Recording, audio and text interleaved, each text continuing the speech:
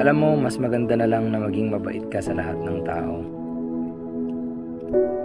Kasi hindi mo alam ang pinagdadaanan ng bawat isa dito sa mundong to.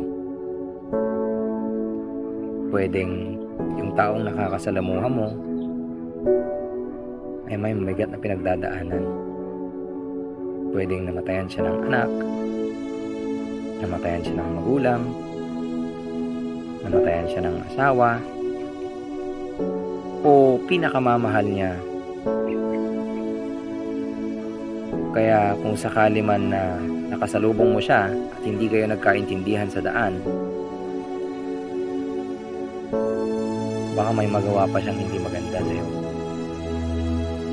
Kaya mas magandang maging mabait ka na lang sa lahat ng tao.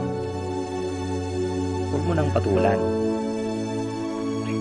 Ikaw ang maging dahilan ng kanyang pagkalma. Ikaw din ang maging dahilan ng kanyang pag-asa.